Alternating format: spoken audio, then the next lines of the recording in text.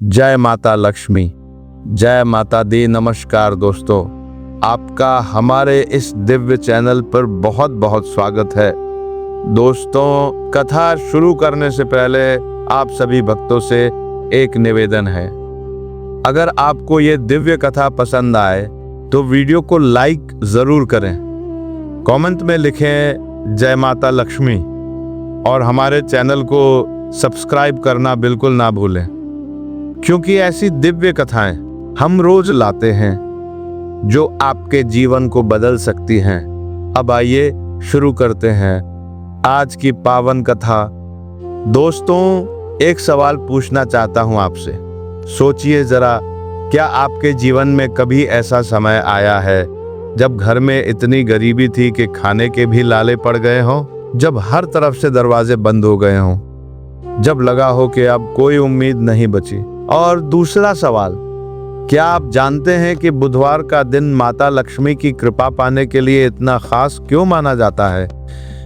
क्यों कहते हैं कि इस दिन सच्चे मन से माँ लक्ष्मी की पूजा करने से घर में धन और समृद्धि का द्वार खुल जाता है?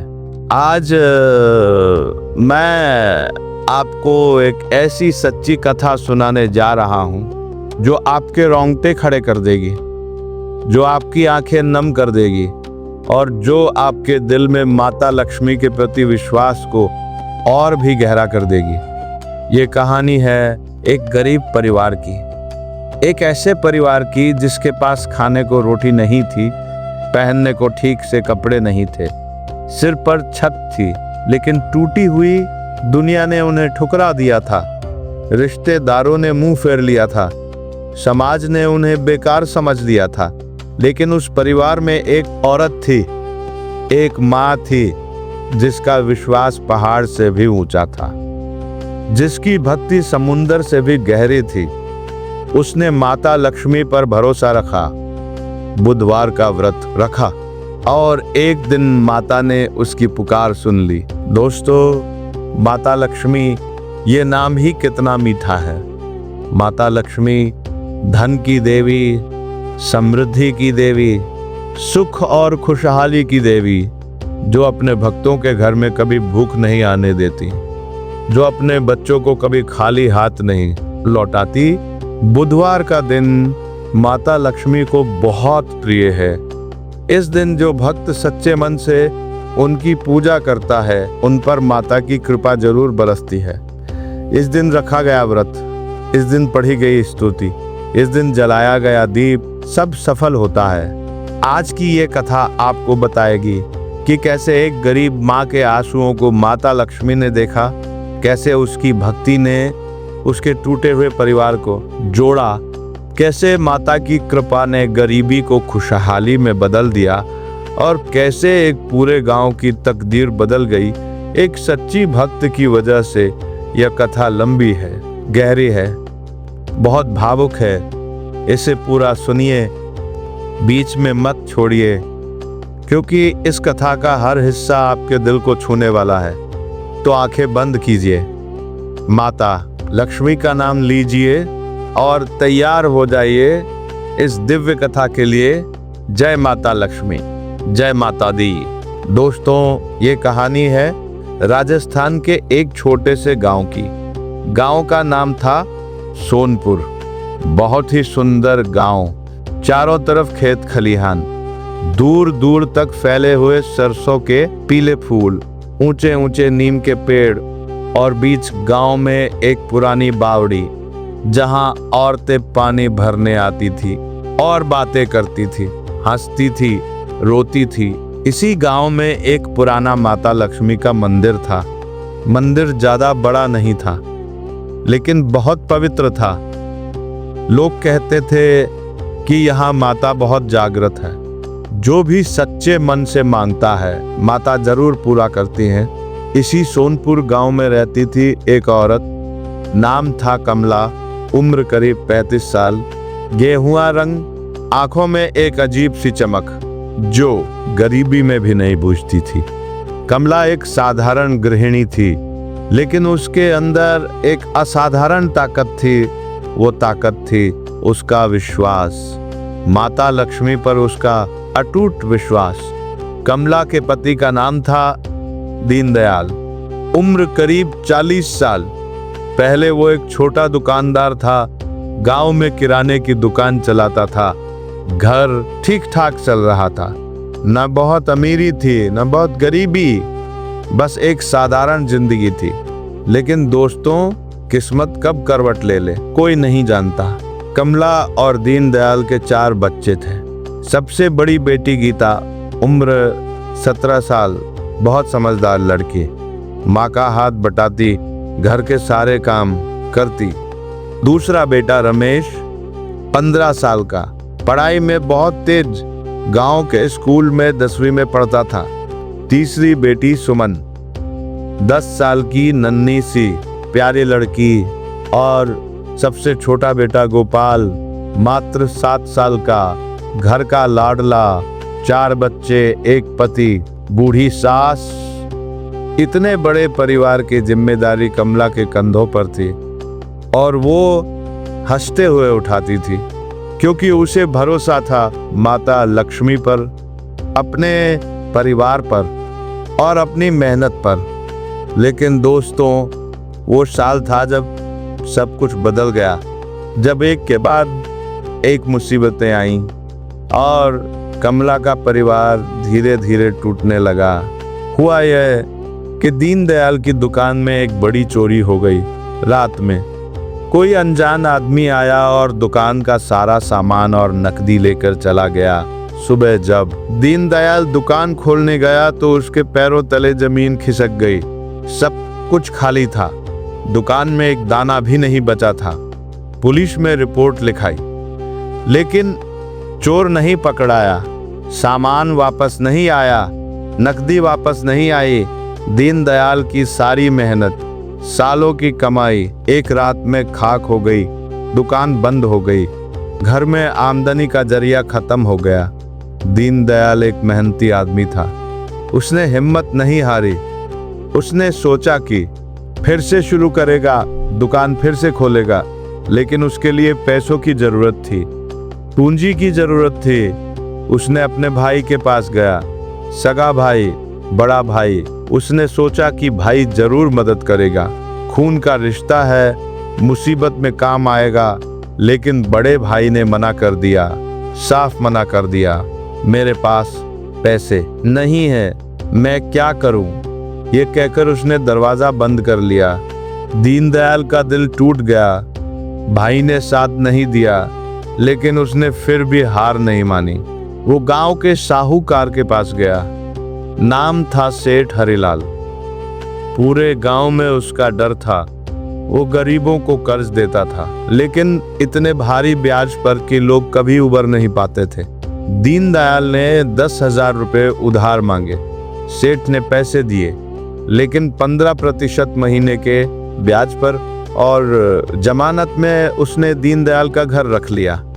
दीनदयाल को पता था कि यह बहुत खतरनाक था, लेकिन उसके पास कोई चारा नहीं था। उसने पैसे लिए, फिर से दुकान शुरू करने की कोशिश की, लेकिन किस्मत को कुछ और ही मंजूर था। दुकान शुरू हुई, लेकिन गांव में उस समय एक बड़ी मुसीबत आ गई। पूरे इलाके में एक महामारी फैल गई, लोग बीमार पड़ने लगे, डॉक्टर आए, गांव में कर्फ्यू जैसा माहौल हो गया, लोग घरों में बंद हो गए, दुकानें बंद हो गईं। दीनदयाल की नई दुकान फिर से बंद हो गई, और इस बार हमेशा के लिए। जो थोड़ा बहुत सामान था वो भी बर्बाद हो गया, पैसे खत्म हो गए, घर में खाने के लाले पड़ गए। और फिर एक और बड़ी आफत आई। दीनदयाल खुद बीमार पड़ गया, महामारी की चपेट में आ गया। तेज बुखार, खांसी, कमजोरी। वो बिस्तर पर पड़ गया, हफ्तों तक उठ नहीं पाया। घर में कमाने वाला कोई नहीं रहा, बच्चे छोटे थे, बूढ़ी सास खुद बीमार रहती थी, और कमला अकेली सब संभाल रही थी। उसने घर का सारा गहना बेच दिया, जो थोड़े बहुत थे दीनदयाल के इलाज में लगाए, बच्चों के खाने में लगाए, एक एक पैसा जोड़कर घर चलाया। पड़ोसियों ने देखा, कुछ ने मदद की, कुछ ने तरस खाया, लेकिन ज्यादातर ने दूरी बना ली, क्योंकि गरीब के पास कोई नहीं आता। एक दिन कमला की बूढ़ी सास ने उसे बुलाया, उसका हाथ पकड़ा, कांपती आवाज में बोली, बहू, मैं जानती हूं तू बहुत मुश्किल में है, लेकिन हिम्मत मत हारना। माता लक्ष्मी देख रही है, वो सब देख रही है। कमला की आंखों में आंसू आ गए। उसने सास के पैर छुए। माँ जी, आप चिंता मत कीजिए, सब ठीक हो जाएगा। लेकिन दिल से वो खुद डरी हुई थी। कब तक चलेगा ये? कब तक वो इस पहाड़ को उठाए रख पाएगी? उस रात जब सब सो गए, कमला अकेली आंगन में बैठ गई। आसमान में तारे थे, चांद की हल्की रोशनी थी और कमला की आंखों से खामोश आंसू बह रहे थे। उसने माता लक्ष्मी की छोटी सी तस्वीर उठाई, जो उसने सालों पहले एक मेले से खरीदी थी। उस तस्वीर को सीने से लगाया और धीमी आवाज में बोली, माता, तुम तो सब जानती हो, मेरे घर की हालत तुमसे छुपी नहीं है। मेरे बच्चे भूखे हैं, मेरे पति बीमार हैं। माँ, कुछ तो करो, बस इतना करो कि मेरे बच्चों को भूखा न सोना पड़े। उस रात सोनपुर गांव में एक गहरा सन्नाटा था। हवा भी रुकी हुई थी, जैसे पूरी दुनिया सांस रोक कर बैठी हो। कमला नहीं जानती थी कि आगे क्या होने वाला है। वो नहीं जानती थी कि माता लक्ष्मी ने उसकी आवाज सुन ली थी, लेकिन अभी तो और तूफान आने बाकी थे, अभी तो और परीक्षाएं बाकी थीं। दोस्तों, जब जिंदगी में अंधेरा आता है तो कभी कभी वो इतना गहरा होता है कि सांस लेना भी मुश्किल हो जाता है। कमला के साथ भी यही हो रहा था। एक के बाद एक मुसीबतें आ रही थीं, जैसे किसी ने ठान लिया हो कि इस परिवार को तोड़ना ही है। दीनदयाल की बीमारी कुछ हफ्तों में ठीक हो गई, लेकिन वो पहले जैसा नहीं रहा। बीमारी ने उसे अंदर से कमजोर कर दिया था। उसका शरीर कमजोर हो गया था और उससे भी ज्यादा उसका मन कमजोर हो गया था। जो दीनदयाल पहले हंसता खेलता रहता था, वो अब चुप रहने लगा। जो पहले हिम्मत वाला था, वो अब हार मान बैठा। वो घर में बैठा रहता, बाहर नहीं निकलता, काम नहीं करता, बस एक कोने में बैठकर सोचता रहता। कमला समझती थी कि पति का दिल टूट गया है। वो उसे हिम्मत देने की कोशिश करती। सुनो, हिम्मत रखो, सब ठीक हो जाएगा। लेकिन दीनदयाल बस एक लंबी सांस लेता और चुप हो जाता। इस सब के बीच सेठ हरिलाल का आदमी घर आया। कर्ज का तकाजा करने 3 महीने का ब्याज नहीं भरा था। अब कुल मिलाकर 14,000 रुपए हो गए थे। उसने धमकी दी, 1 महीने में पूरे पैसे दो, वरना घर नीलाम हो जाएगा। कमला ने हाथ जोड़े, भाई साहब, थोड़ा समय दे दीजिए, हम जरूर पैसे लौटाएंगे। लेकिन सेठ का आदमी बिना कुछ सुने चला गया। 1 महीने की मोहलत दे गया, बस 1 महीना। उस दिन कमला पूरे दिन रोती रही, चुपचाप। बच्चों के सामने नहीं रोई, क्योंकि वो उनकी माँ थी और माँ को हमेशा मजबूत रहना पड़ता है। लेकिन रात को जब सब सो गए, वो फूट फूट कर रोई। सुबह के अगले दिन कमला की पड़ोसन चंपा काकी उससे मिलने आई। चंपा काकी एक बुजुर्ग औरत थी, 60 साल की, बहुत अनुभवी, बहुत समझदार। उसने कमला की हालत देखी, उसकी आंखों की सूजन देखी और समझ गई कि रात को रोई है। चंपा काकी ने कमला का हाथ थामा। बेटी, बता क्या हुआ? कमला ने सब बता दिया। चंपा काकी चुपचाप सुनती रही, फिर बोली, बेटी, मैं तुम्हें एक बात बताती हूँ। मेरे जीवन में भी एक बार ऐसा वक्त आया था, जब लगा था कि सब खत्म हो गया। तब मैंने माता लक्ष्मी की शरण ली, बुधवार का व्रत रखा और माता ने मेरी सुनी। बेटी, तुम भी माता की शरण लो, बुधवार का व्रत शुरू करो, सच्चे मन से, पूरे विश्वास के साथ, माता जरूर सुनेगी। कमला ने चंपा काकी की बात ध्यान से सुनी। उसके दिल में कुछ हिला। जैसे कोई उम्मीद की किरण जागी हो। बुधवार का व्रत कैसे रखते हैं? कमला ने पूछा। चंपा काकी ने सब बताया। बेटी, बुधवार के दिन सुबह जल्दी उठो, नहाओ धो, साफ कपड़े पहनो, माता लक्ष्मी के मंदिर जाओ, उन्हें पीले फूल चढ़ाओ, दीप जलाओ और सच्चे मन से प्रार्थना करो।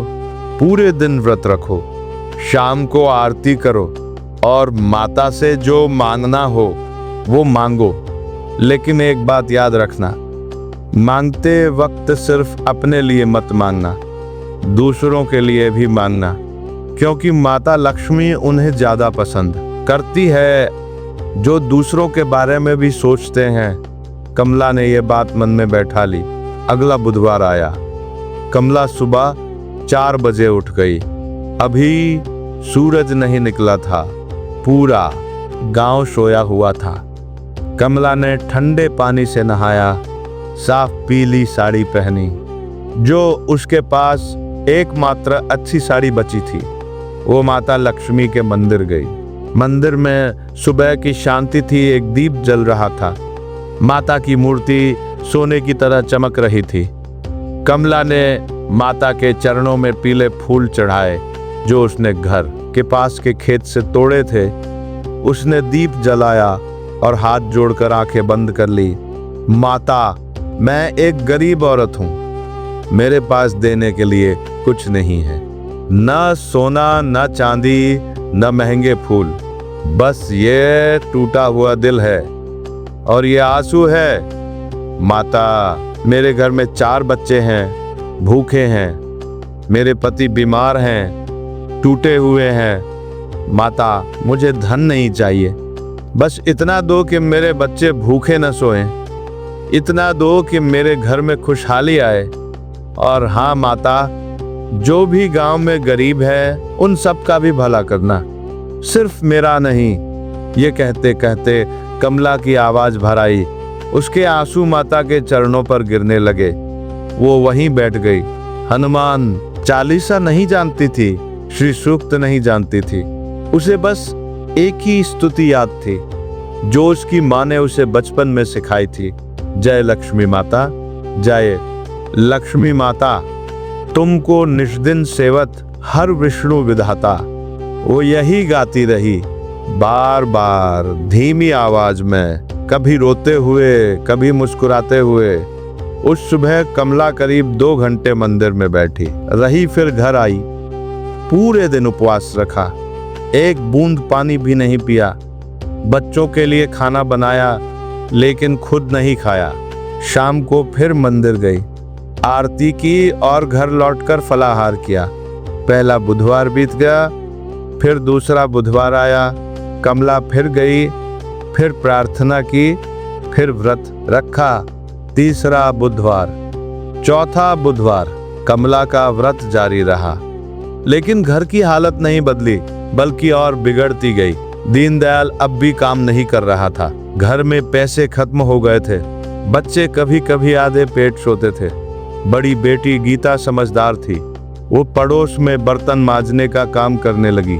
थोड़े बहुत पैसे मिलते, कमला उससे मना करती, बेटी तू काम मत कर, मैं कर लूंगी। लेकिन गीता माँ की आंखों में थकान देखती और चुप हो जाती। रमेश ने स्कूल जाना बंद कर दिया, फीस नहीं भर पाए थे। उसने खेतों में मजदूरी करना शुरू कर दिया। 15 साल की उम्र में, जिस उम्र में बच्चे किताबें उठाते हैं, उसने फावड़ा उठा लिया। कमला का दिल रोता था, लेकिन वो कुछ नहीं कर सकती थी। बस व्रत रख सकती थी, प्रार्थना कर सकती थी। एक दिन सुमन, उसकी 10 साल की बेटी, माँ के पास आई। बोली, माँ, आज स्कूल में सबने टिफिन लाया था, सबने खाया, लेकिन मेरे पास कुछ नहीं था। टीचर ने पूछा तो मैंने कहा कि भूख नहीं है। कमला ने बेटी को गले लगा लिया। उसकी आंखों से आंसू बह निकले।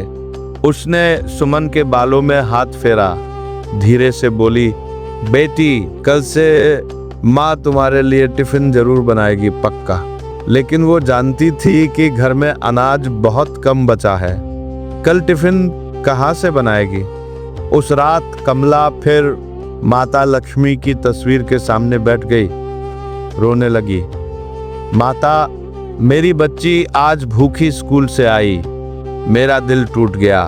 माता, अब और नहीं सहा जाता, कुछ करो, कोई रास्ता दिखाओ।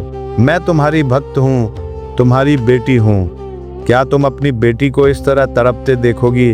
उस रात कमला को नींद नहीं आई। वो पूरी रात जागती रही, आसमान की तरफ देखती रही और मन ही मन माता से बात करती रही। सुबह होते ही एक अजीब सी घटना हुई जो कमला ने सोची भी नहीं थी। पड़ोस की चंपा काकी सुबह सुबह एक बर्तन लेकर आई। उसमें चावल थे, दाल थी और थोड़ा गुड़ था। उसने कमला को दिया और बोली, बेटी, कल रात मुझे सपने में माता लक्ष्मी दिखी। उन्होंने कहा कि कमला के घर जाओ, उसे यह दे दो। मुझे नहीं पता क्यों, लेकिन मैंने सपना देखा और सुबह होते ही चली आई। कमला के हाथ कांपने लगे, उसकी आंखें भर आईं। ये माता का इशारा था। माता ने उसकी सुनी थी। उस दिन सुमन के टिफिन में खाना था, रमेश के लिए खाना था, गोपाल के लिए खाना था, सबके लिए खाना था। कमला ने माता का नाम लिया। जय माता लक्ष्मी, आपने मेरी सुनी, आपने मेरे बच्चों को भूखा नहीं रहने दिया। आपका लाख लाख शुक्रिया माता। लेकिन दोस्तों, ये तो बस एक छोटी सी शुरुआत थी। माता की लीला अभी बाकी थी और इससे पहले कमला की असली परीक्षा अभी आनी बाकी थी। दोस्तों, भगवान जब अपने भक्त से प्यार करते हैं तो उसकी परीक्षा भी लेते हैं। कठिन परीक्षा, बहुत कठिन, क्योंकि वो जानते हैं कि जो आग में तपकर निकलता है वही सोना बनता है।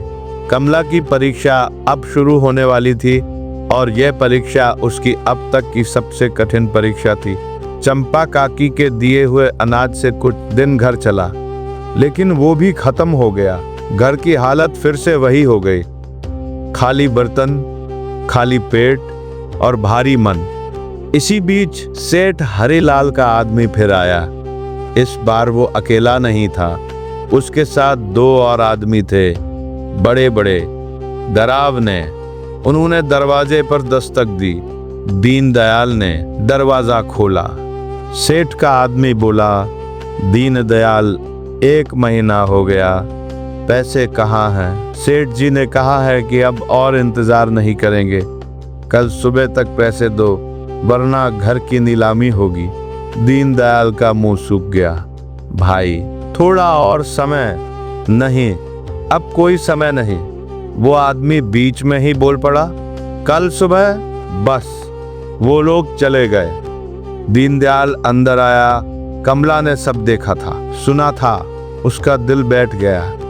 दीनदयाल धीरे से बोला, कमला, अब क्या होगा? घर भी जाएगा, कहाँ जाएंगे हम सब? कमला ने पति को देखा। उसकी आंखों में गहरी निराशा थी, टूटन थी। कमला ने अपने आंसू रोके, हिम्मत जुटाई और बोली, कुछ नहीं होगा, माता लक्ष्मी है ना, वो कोई रास्ता निकालेंगी। दीनदयाल ने कड़वाहट से कहा, कब निकालेंगी रास्ता? कितने महीनों से व्रत रख रही हो, क्या हुआ? कुछ नहीं हुआ, बस और मुसीबतें आती जा रही है। ये सुनकर कमला के दिल पर जैसे चाकू चल गया। पति के मुंह से ऐसी बात, लेकिन वो समझती थी दीनदयाल टूटा हुआ था, हारा हुआ था, इसीलिए ऐसा बोल रहा था। कमला चुप रही, उसने कोई जवाब नहीं दिया, बस माता की तस्वीर की तरफ देखा और मन में कहा, माता, आप सुन रही हो ना? उस रात कमला सो नहीं पाई। वो सोच रही थी कि क्या करे, कहाँ से पैसे लाए, किसके पास जाए। सुबह होते ही वो अपनी माँ के घर गई। माँ का घर पास के गांव में था। कमला ने माँ को सब बताया। माँ की आंखें भर आई। उसने अपनी बेटी को गले लगाया, बेटी, मेरे पास भी ज्यादा नहीं है, लेकिन जो है वो ले जा। माँ ने अपनी एक पुरानी चूड़ी दी, चांदी की, और 500 रुपए नकद। यही उसके पास था। कमला ने माँ के पैर छुए, आंसू रोकते हुए बोली, माँ तुमने बहुत किया, भगवान तुम्हारा भला करे। वो घर लौटी। उसने सोचा कि ये चूड़ी बेचकर कुछ पैसे मिल सकते हैं, लेकिन वो 500 रुपए और चूड़ी बेचने से भी 14,000 नहीं होंगे। तभी गांव में एक खबर फैली, एक बुरी खबर। किसी ने सेठ हरिलाल के कान में भर दिया था कि दीनदयाल के पास पैसे हैं, कि उसने कहीं छुपा कर रखे हैं और सेठ को जानबूझकर परेशान कर रहा है। ये बात बिल्कुल झूठ थी, लेकिन सेठ को यही सच लगी। उसने गुस्से में अपने आदमियों को भेजा। दोपहर में सेठ के आदमी घर में घुस आए। उन्होंने घर की तलाशी लेनी शुरू की। सब कुछ उलट पुलट कर दिया। बर्तन बिखेर दिए, कपड़े बिखेर दिए। बच्चे डर गए। सुमन रोने लगी। गोपाल माँ से चिपक गया। कमला ने हाथ जोड़कर कहा, भाई साहब ऐसा मत करो, घर में बच्चे हैं, बूढ़ी माँ है। लेकिन उन्होंने नहीं सुना। उन्होंने वो 500 रुपए भी ले लिए जो माँ ने दिए थे, और माँ की दी हुई चांदी की चूड़ी भी। जब वो चले गए तो कमला जमीन पे बैठ गई। बच्चे उसके आसपास बैठ गए। सब चुप थे, सब डरे हुए थे, सब टूटे हुए थे। दीनदयाल एक कोने में बैठा था। उसने कुछ नहीं किया, कुछ नहीं बोला। वो बस देखता रहा। उसकी आंखें खाली थीं, जैसे उसके अंदर से सब कुछ निकल गया हो। उस शाम गांव में एक और झटका लगा। दीनदयाल का बड़ा भाई, जिसने पहले मदद से मना किया था, वो आया, लेकिन मदद करने नहीं। उसने दीनदयाल से कहा, सुन, तू इस घर से निकल जा, ये घर जल्दी ही सेठ का हो जाएगा। तू हम सबकी नाक कटवा रहा है। गांव में लोग हमारे बारे में बातें बनाते हैं। तू हमसे अलग हो जा। ये सुनकर दीनदयाल के आंसू निकल गए। सगा भाई, खून का रिश्ता और ऐसी बात। कमला ने ये सुना, उसका दिल जल उठा। उसने जेठ की तरफ देखा, लेकिन कुछ नहीं बोली, क्योंकि वो जानती थी कि गुस्से में बोलने से कुछ नहीं होगा। जेठ चला गया। रात को बच्चे सो गए। दीनदयाल भी सो गया, लेकिन नींद नहीं थी, बस थकान थी। कमला अकेली माता लक्ष्मी के मंदिर गई। अंधेरे में अकेली मंदिर में सिर्फ एक दीप जल रहा था। माता की मूर्ति उस दीप की रोशनी में जगमगा रही थी। कमला माता के सामने बैठ गई।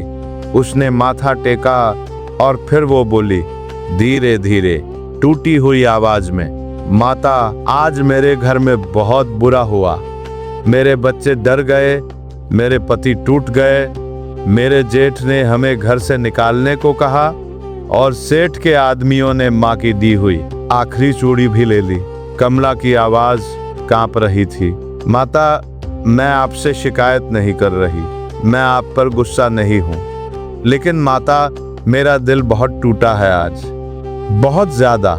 मुझे समझ नहीं आ रहा कि आप मुझे और कितना तोड़ोगी। माता, क्या मेरी भक्ति में कोई कमी है? क्या मैंने कोई गलती की है? बताओ माता, मैं सुधार लूंगी। आंसू बह रहे थे, रुक नहीं रहे थे। माता, बस एक बात कहती हूँ, चाहे जो हो जाए, मैं आपका व्रत नहीं छोड़ूंगी। चाहे घर जाए, चाहे सब कुछ जाए, लेकिन आपका नाम मेरे मन से नहीं जाएगा। आप मेरी माँ हो और माँ को बेटी पर भरोसा होता है। मुझे भी आप पर भरोसा है, हमेशा रहेगा। ये कहकर कमला चुप हो गई। उसने आंखें बंद कर ली और बस बैठी रही। घंटों मंदिर में सन्नाटा था। बाहर हवा चल रही थी, पीपल के पत्ते हिल रहे थे। अचानक उसे लगा जैसे किसी ने उसके सिर पर हाथ रखा हो, एक गर्म स्नेहिल हाथ। उसने आंखें खोली, कोई नहीं था, लेकिन उसके मन में एक अजीब सी शांति आ गई थी, जैसे कोई कह रहा हो, बेटी, मैं यहाँ हूँ, तेरे साथ हूँ, घबरा मत। कमला उठी, माता को प्रणाम किया और घर की तरफ चल पड़ी। उसके कदमों में अब पहले से ज्यादा ताकत थी। उसके मन में अब पहले से ज्यादा विश्वास था। वो नहीं जानती थी कि आगे क्या होगा, लेकिन वो जानती थी कि माता उसके साथ है, और जब माता साथ हो तो कोई मुसीबत कितनी भी बड़ी क्यों ना हो, टिक नहीं सकती। अगला बुधवार आने वाला था और उस बुधवार को कुछ ऐसा होने वाला था जो पूरे गांव को हैरान कर देगा। दोस्तों, माता लक्ष्मी की लीला बड़ी अनोखी होती है। वो जब कृपा करती है तो ऐसे रास्ते से करती हैं जो कोई सोच भी नहीं सकता, जो कोई उम्मीद भी नहीं करता। और जब वो आती हैं तो सिर्फ एक घर में नहीं, पूरे आंगन में रोशनी भर देती है। कमला का दिल मंदिर से लौटने के बाद शांत था। उस रात वो सो गई। पहली बार हफ्तों में चैन की नींद आई, जैसे माता ने खुद उसकी पलकें बंद कर दी हों। अगली सुबह उठी तो मन हल्का था। उसने बच्चों के लिए पतली दाल बनाई, जो थोड़ा अनाज बचा था उससे सबको खिलाया, खुद कम खाया और फिर अपने काम में लग गई। उस दिन गांव में एक अजीब बात हुई। दोपहर का वक्त था, कमला घर में बैठी थी। तभी बाहर से एक आवाज आई, क्या यहाँ दीनदयाल का घर है? कमला बाहर आई। एक अनजान आदमी खड़ा था, शहरी लगता था, साफ कपड़े। हाँ, यही घर है। आप कौन हैं? कमला ने पूछा। उस आदमी ने कहा, मेरा नाम सुरेश वर्मा है। मैं शहर से आया हूँ। मैं एक सरकारी अधिकारी हूँ। मुझे पता चला है कि इस गांव में कुछ पुरानी जमीनें हैं जिनका सरकारी सर्वे होना है। मुझे यहाँ के कुछ पुराने किसानों से मिलना है। क्या दीनदयाल जी घर पर है? दीनदयाल अंदर था। कमला ने उसे बुलाया। दीनदयाल बाहर आया। उसने उस अधिकारी से बात की। अधिकारी ने बताया कि सरकार गांव के पास एक नई सड़क बनाने की योजना बना रही है और उस सड़क के लिए कुछ जमीन की जरूरत है, जो किसान अपनी जमीन देंगे। उन्हें सरकार मुआवजा देगी। दीनदयाल के पास एक छोटी सी जमीन थी, गांव के बाहर, बंजर जमीन, जिस पर कभी कुछ नहीं उगा था। उसने कभी उस जमीन को कुछ समझा ही नहीं था। अधिकारी ने कहा, उस जमीन के बदले में सरकार आपको 20,000 रुपए देगी। क्या आप तैयार हैं? दीनदयाल की आंखें फैल गईं। 20,000 रुपए उस बंजर जमीन के। कमला भी अंदर से सुन रही थी। उसके हाथ कांपने लगे। 20,000 यानी सेठ का कर्ज चुकता होगा और कुछ पैसे बचेंगे भी। लेकिन दोस्तों, ये तो बस शुरुआत थी। अधिकारी ने आगे बताया, और हाँ दीनदयाल जी, आपके गांव में एक सरकारी योजना आ रही है। गरीब परिवारों को छोटा व्यवसाय शुरू करने के लिए सरकार कम ब्याज पर कर्ज दे रही है। अगर आप चाहे तो आवेदन कर सकते हैं शहर के दफ्तर में। दीनदयाल ने कमला की तरफ देखा। कमला की आंखों में आंसू थे, लेकिन खुशी के आंसू। उसने मन में माता लक्ष्मी का नाम लिया। जय माता लक्ष्मी। अधिकारी ने कागजात दिखाए। दीनदयाल ने दस्तखत किए। अधिकारी ने कहा कि 1 हफ्ते में पैसे बैंक में आ जाएंगे।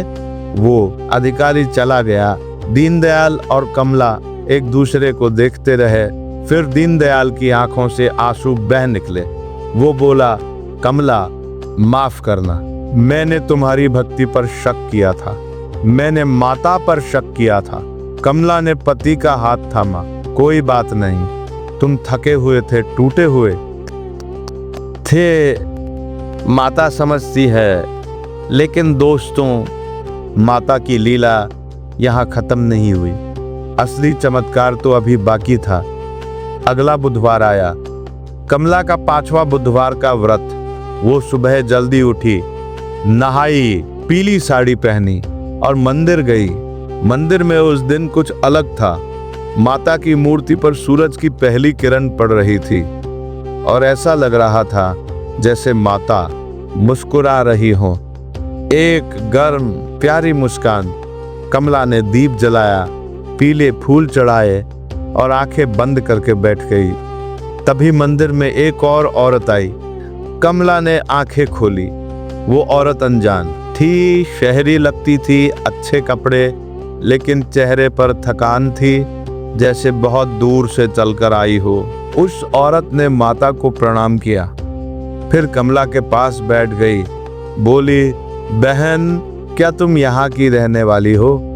हाँ, कमला ने कहा, मैं शहर से आई हूँ, रास्ता भटक गई थी, इस मंदिर को देखा तो अंदर आ गई।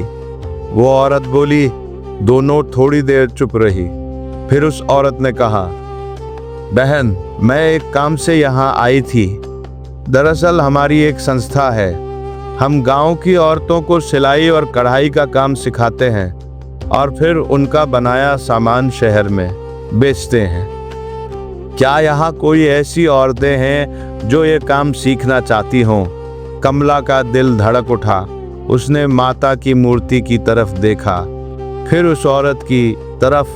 मैं सीखना चाहती हूँ, कमला ने धीरे से कहा। उस औरत ने मुस्कुराते हुए कहा, बहन, ये काम घर बैठकर हो सकता है। हम सामग्री देंगे, प्रशिक्षण देंगे और तैयार माल हम खुद ले जाएंगे। तुम्हें कहीं जाना नहीं होगा। कमला की आंखों में आंसू आ गए। घर बैठकर काम, यानी बच्चों के पास भी रह सकती है और कमाई भी हो सकती है। उस औरत का नाम था सरला देवी। उसने कमला को अपना पता दिया, फोन नंबर दिया और कहा, बहन, अगले हफ्ते हमारी संस्था का एक आदमी यहाँ आएगा। वो तुम्हें और गांव की और औरतों को सब बताएगा। सरला देवी चली गई। कमला वहीं बैठी रही। उसने माता की मूर्ति की तरफ देखा और बोली, माता, ये आप ही थी ना? उस औरत के रूप में आप ही आई थी ना? कमला को जवाब नहीं मिला, लेकिन उसके दिल को मिल गया। उसी हफ्ते बैंक से खबर आई, जमीन का मुआवजा आ गया था, 20,000 रुपए। कमला और दीनदयाल दोनों मिलकर सेठ हरिलाल के पास गए। पूरे 14,000 रुपए मेज पर रख दिए। सेठ हैरान रह गया, उसे उम्मीद नहीं थी। दीनदयाल ने कहा, सेठ जी, ये आपके पूरे पैसे ब्याज समेत और हमारे घर के कागजात वापस कीजिए। सेठ के पास कोई चारा नहीं था। उसने कागजात वापस किए। उसके चेहरे पर हैरानी थी और शायद थोड़ी शर्म भी। घर लौटते वक्त दीनदयाल ने कमला का हाथ थामा। कमला, तुमने हार नहीं मानी, माता पर भरोसा रखा, आज इसी का फल मिला। कमला मुस्कुराई। उसकी आंखें नम थी, लेकिन दिल खुश था। अगले हफ्ते सरला देवी की संस्था का आदमी गांव आया। कमला ने गांव की 10 और औरतों को बुलाया, सबको बताया। सब तैयार हो गई। सिलाई और कढ़ाई का काम शुरू हुआ। पहले धीरे धीरे, फिर तेज। कमला की उंगलियां माहिर निकली। उसकी बनाई कढ़ाई बहुत सुंदर थी। शहर में उसका काम बहुत पसंद किया गया। पहले महीने में कमला को 2,000 रुपए मिले। उसने वो पैसे हाथ में लिए, बहुत देर तक देखती रही। फिर माता लक्ष्मी के मंदिर गई, उनके चरणों में 100 रुपए रखे और बोली, माता, ये आपकी कमाई है, मेरे हाथों से आपने कमाई, आपका हिस्सा पहले। दोस्तों, उस दिन पूरे मंदिर में एक अजीब सी खुशबू आई, फूलों की खुशबू, जबकि कोई फूल नहीं था। पुजारी जी ने कहा, बेटी, माता खुश है तुमसे, ये उनकी खुशी की खुशबू है। कमला ने आंखें बंद कर ली। उसके मन में एक गहरी शांति थी, एक गहरी कृतज्ञता थी। माता लक्ष्मी ने उसकी सुनी थी, देर से सुनी थी, लेकिन सुनी थी। और जब माता सुनती है तो सिर्फ एक दरवाजा नहीं खोलती, पूरे घर की खिड़कियां खोल देती है। अब बदलाव की बयार चल पड़ी थी। कमला का परिवार उठने लगा था और साथ में पूरा गांव भी। दोस्तों, जब माता लक्ष्मी की कृपा बरसती है तो वो सिर्फ एक घर पे नहीं बरसती, वो पूरे मोहल्ले पर बरसती है, पूरे गांव पर बरसती है। क्योंकि माता लक्ष्मी की कृपा एक दीपक की तरह होती है, जो एक घर में जले तो उसकी रोशनी पड़ोस तक भी पहुंचती है। कमला के घर में बदलाव धीरे धीरे शुरू हुआ, लेकिन जब शुरू हुआ तो रुका नहीं। सिलाई और कढ़ाई के काम से कमला की कमाई हर महीने बढ़ती जा रही थी। पहले 2000, फिर 3000, फिर 5000। शहर में उसकी बनाई कढ़ाई की बहुत मांग थी। सरला देवी की संस्था उसका सारा काम खरीद लेती थी। घर में पैसे आने लगे, पहले जरूरतें पूरी होने लगी, फिर धीरे धीरे घर की हालत सुधरने लगी। कमला ने सबसे पहले रमेश को वापस स्कूल भेजा, उसकी फीस भरी, नई किताबें खरीदी। रमेश की आंखों में जो चमक बुझ गई थी वो वापस आ गई। वो फिर से पढ़ने लगा और पहले से भी ज्यादा मेहनत से। सुमन के लिए नए कपड़े आए, नया बस्ता आया। उसके टिफिन में अब रोज खाना होता था। वो हंसती थी, खेलती थी। स्कूल में अव्वल आने लगी। गोपाल के लिए खिलौने आए। पहली बार उसके हाथ में नए खिलौने आए। उसकी खुशी देखते ही बनती थी। वो घर में उछलता कूदता रहता। और दीनदयाल, उसमें भी बदलाव आने लगा। जब उसने देखा कि पत्नी इतनी हिम्मत से काम कर रही है तो उसे खुद पर शर्म आई। उसने भी हिम्मत जुटाई, उठा, बाहर निकला और गांव में छोटे मोटे काम करने लगा। फिर उसने सरकारी योजना के तहत कम ब्याज पर कर्ज लेने के लिए आवेदन किया। कुछ हफ्तों में कर्ज मंजूर हो गया, 15,000 रुपए। उसने फिर से किराने की दुकान शुरू की। इस बार पहले से ज्यादा सोच समझकर दुकान धीरे धीरे चल पड़ी। पहले कम ग्राहक आते थे, फिर ज्यादा। दीनदयाल ईमानदारी से काम करता था, सही तौल देता था, सही दाम लेता था, लोगों का विश्वास जीता। और एक दिन ऐसा आया जब दीनदयाल की दुकान गांव की सबसे अच्छी दुकान बन गई। घर में अब दोनों तरफ से कमाई होने लगी। कमला की कढ़ाई से भी, दीनदयाल की दुकान से भी। घर की दीवारें पुतवाई गईं, छत ठीक हुई, नए दरवाजे लगे, घर सुंदर हो गया। बूढ़ी सास की आंखें भर आईं जब उन्होंने अपना साफ सुथरा घर देखा। उन्होंने कमला को गले लगाया। बहू, तूने मेरे बेटे को बचाया, इस घर को बचाया, भगवान तेरा भला करे। कमला ने सास के पैर छुए। माँ जी, ये सब माता लक्ष्मी की कृपा है, मेरा कोई काम नहीं। लेकिन दोस्तों, सबसे बड़ा बदलाव कमला के अंदर नहीं, बाहर आया।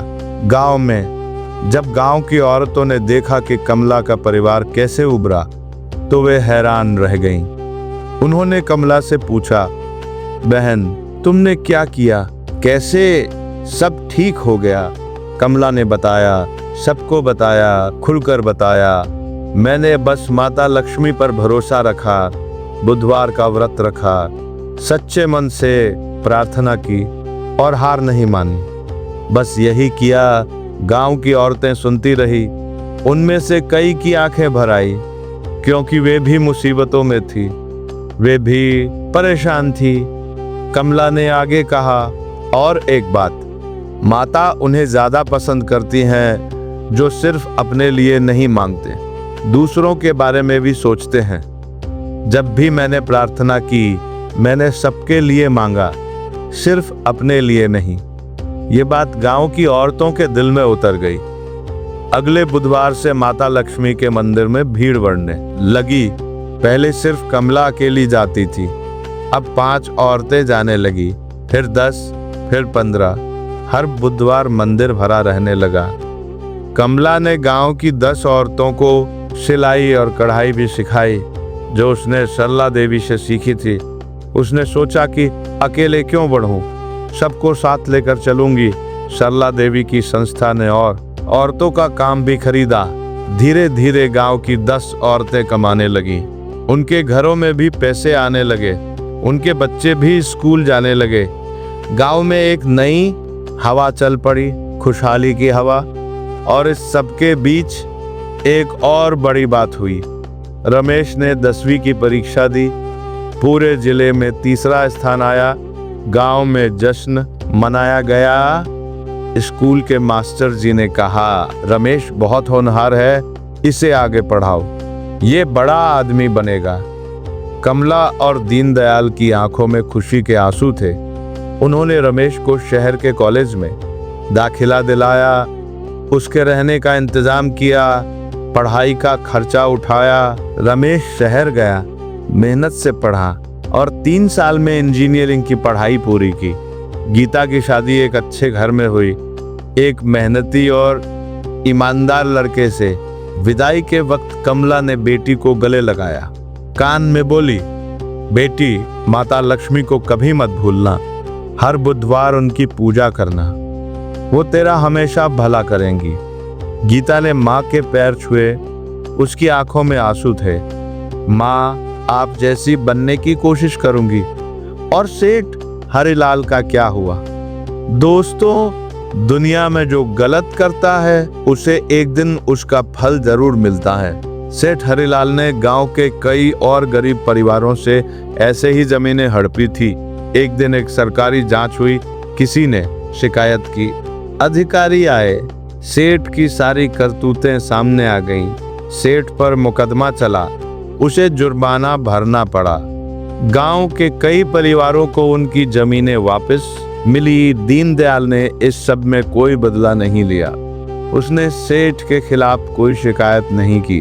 कमला ने समझाया था, हमें किसी का बुरा नहीं चाहना चाहिए। माता लक्ष्मी खुद न्याय करती है और माता ने न्याय किया।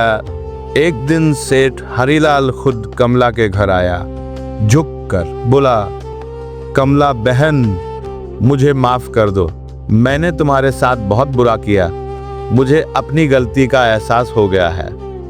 कमला ने उसे माफ कर दिया, क्योंकि माता लक्ष्मी की भक्त का दिल बड़ा होता है, वो बदला नहीं लेती, माफ करती है। दीनदयाल का बड़ा भाई भी एक दिन आया, शर्मिंदा था, उसने दीनदयाल से माफी मांगी। दीनदयाल ने भाई को गले लगाया। भाई, रिश्ते टूटते नहीं, बस कभी कभी झुक जाते हैं। माता लक्ष्मी के मंदिर की भी काया पलट हो गई।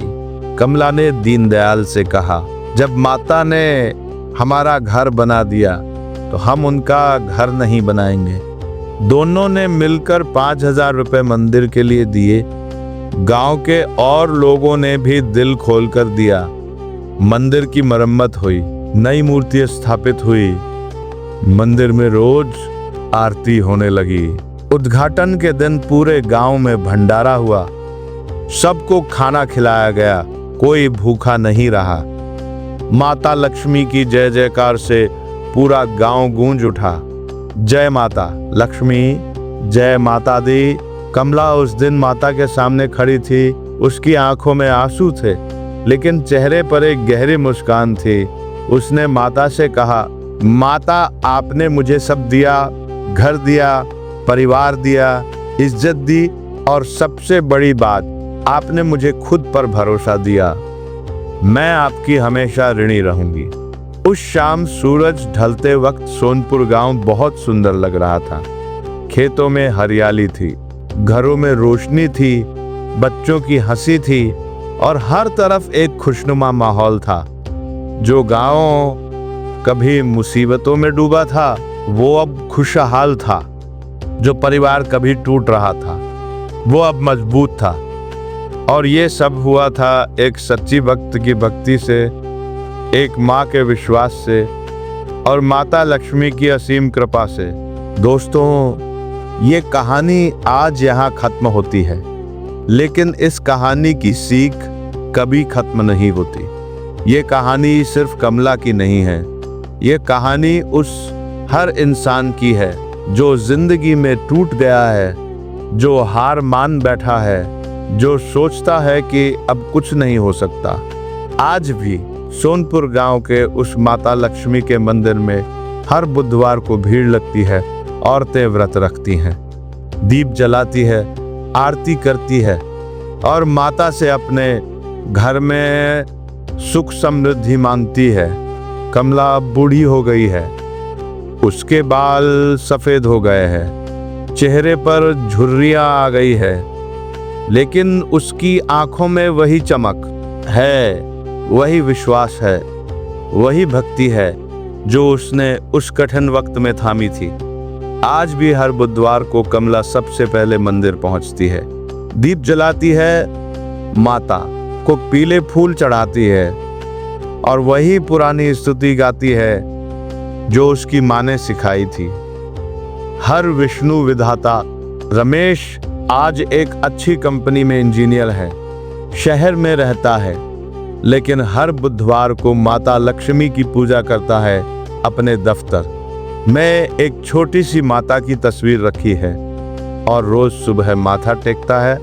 वो कहता है, माँ ने जो सिखाया वो मैं कभी नहीं भूलूंगा।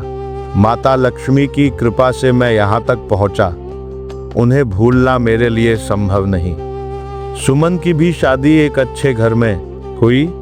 वो अपने ससुराल में भी बुधवार का व्रत रखती है, अपनी सास को भी माता लक्ष्मी की कथाएं सुनाती है और जब भी उसके घर में कोई मुसीबत आती है वो घबराती नहीं, बस माता लक्ष्मी का नाम लेती है और आगे बढ़ जाती है। गोपाल बड़ा हो गया है, वो अब दीनदयाल की दुकान संभालता है और दुकान में एक कोने में माता लक्ष्मी की तस्वीर रखी है।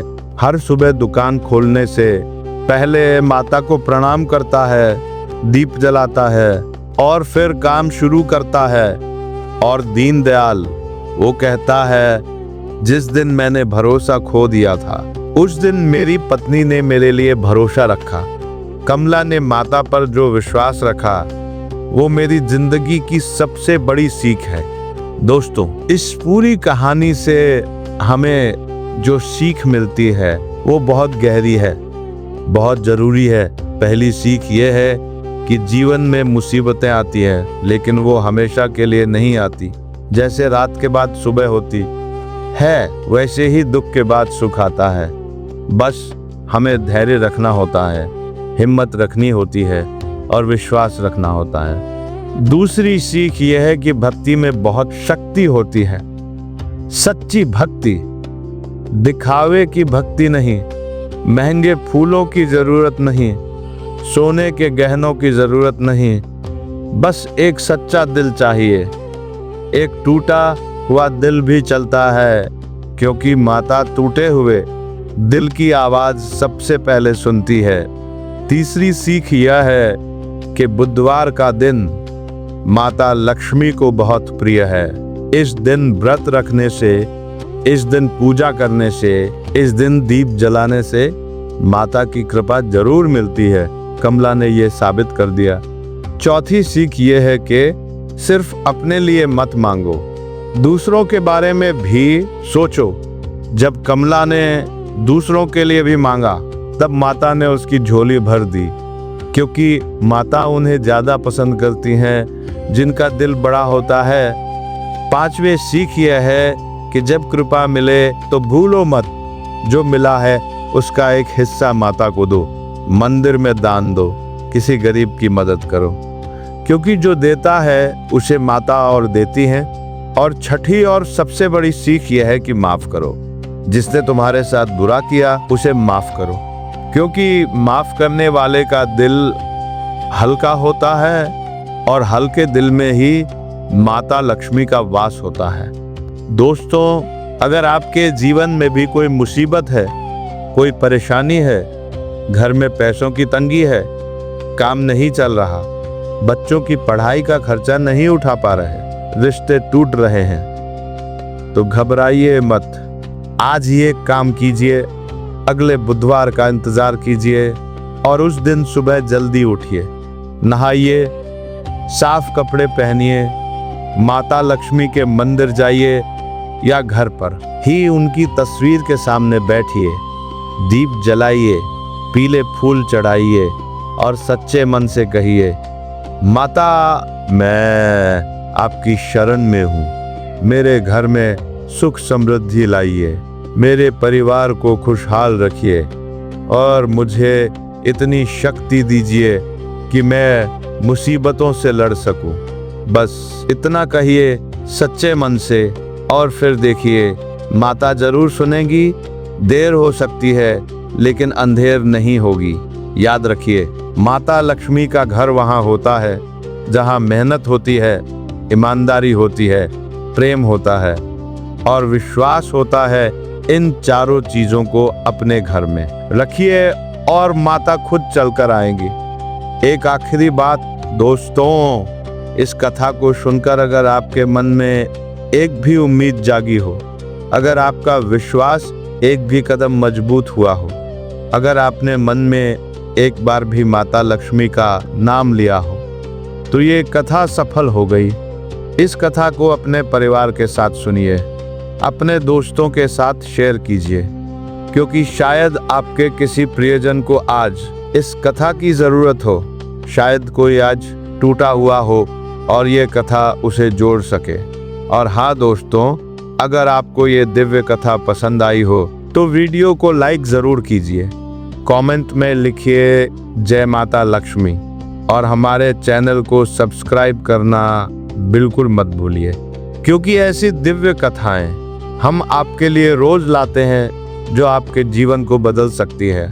माता लक्ष्मी की कृपा आप सब पर बनी रहे, आपके घर में सुख आए, समृद्धि आए, खुशहाली आए, आपके बच्चे तरक्की करें, आपके परिवार में प्रेम बना रहे।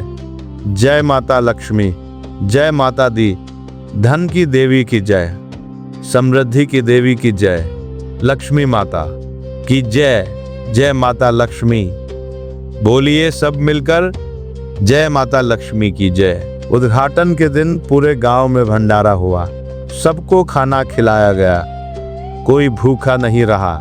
माता लक्ष्मी की जय जयकार से पूरा गांव गूंज उठा। जय माता लक्ष्मी, जय माता दी। कमला उस दिन माता के सामने खड़ी थी, उसकी आंखों में आंसू थे, लेकिन चेहरे पर एक गहरी मुस्कान थी। उसने माता से कहा, माता आपने मुझे सब दिया, घर दिया, परिवार दिया, इज्जत दी और सबसे बड़ी बात, आपने मुझे खुद पर भरोसा दिया। मैं आपकी हमेशा ऋणी रहूंगी। उस शाम सूरज ढलते वक्त सोनपुर गांव बहुत सुंदर लग रहा था। खेतों में हरियाली थी, घरों में रोशनी थी, बच्चों की हंसी थी और हर तरफ एक खुशनुमा माहौल था। जो गांव कभी मुसीबतों में डूबा था वो अब खुशहाल था। जो परिवार कभी टूट रहा था वो अब मजबूत था। और ये सब हुआ था एक सच्ची भक्त की भक्ति से। माता लक्ष्मी की कृपा सदा बनी रहे। जय माता लक्ष्मी, जय माता दी, जय श्री हरि।